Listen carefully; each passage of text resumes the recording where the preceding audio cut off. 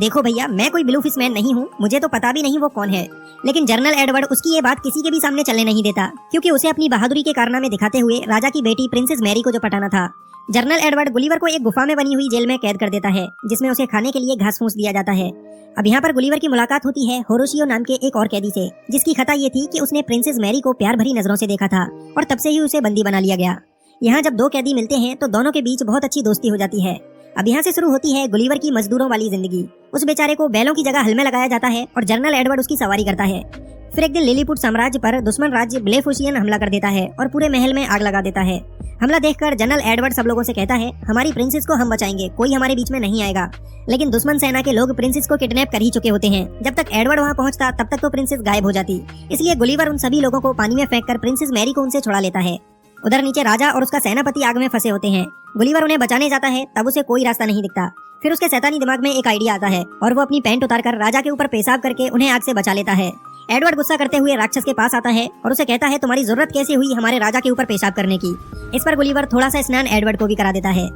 Gulliver की इस बहादुरी के लिए राजा उससे बहुत खुश होता है और उसे खाने के लिए अपने साथ दावत पर बुलाता है। लेकिन गुलिवर उनसे एक शर्त रखता है कि दावत पर वो तभी आएगा जब उसके दोस्त होरेशियो को कैद से आजाद कर दिया जाएगा। राजा उसकी ये शर्त मान लेता है और होरेशियो को आजाद करके उसे भी गुलिवर के साथ दावत पर आने का न्योता देता है। दावत के टाइम राजा गुलिवर से उसके बारे में पूछने लगता है। वो कहता है, प्यारे राक्षस, ये बताओ तुम आखिर हो कहाँ से। इस पर गुलिवर उन्हें बताता है, मैं कोई राक्षस नहीं हूँ, मेरा नाम है गुलिवर और मैं न्यूयॉर्क सिटी से आया हूँ। यहाँ पर सभी लोग गुलिवर को न्यूयॉर्क सिटी का प्रेसिडेंट समझने लगते हैं, जिसके बाद गुलिवर भी अपनी लंबी लंबी फेंकना शुरू कर देता है। वो कहता है कि मैंने न्यूयॉर्क में सभी लोगों की जान बचाई थी और इसीलिए आज मैं वहाँ का पावरफुल प्रेसिडेंट हूँ। इसके बाद राजा उससे कहता है, फिर तो तुम्हें अपनी प्रजा की बहुत फिक्र हो रही होगी। हम जल्दी ही तुम्हारी बोट ढूंढ देंगे जिससे तुम वापस अपनी प्रजा के पास जा सको। अब गुलिवर के लिए एक आलीशान बहुत बड़ा घर तैयार कराया जाता है, जिसमें सैकड़ों मजदूर हर वक्त उसकी सेवा के लिए लगे रहते हैं, ताकि बड़े आराम से गुलिवर यहाँ पर रह सके। एक दिन होरेशियो गुलिवर से पूछता है कि आखिर प्रिंसेस को कैसे इम्प्रेस किया जाए, क्योंकि होरेशियो प्रिंसेस मैरी से बहुत प्यार करता था और उसके लिए जेल में कैदी बनकर भी तो रह चुका था। गुलिवर जो खुद डार्सी से अपनी बात नहीं कर पाया, वो यहाँ होरेशियो को लड़की पटाने के टिप्स देने लगता है। और मजे की बात तो ये है कि प्रिंसेस भी होरेशियो से इम्प्रेस हो जाती है। मतलब कुछ भी कहो, गुलिवर तो लव गुरु निकला। हाँ, ये बात अलग है, कभी खुद की लव स्टोरी शुरू न कर पाया। अब रात को ही जनरल एडवर्ड गुलिवर की बोट को ढूंढ निकलता है, क्योंकि वो जल्द से जल्द गुलिवर को यहाँ से भगाना चाहता था।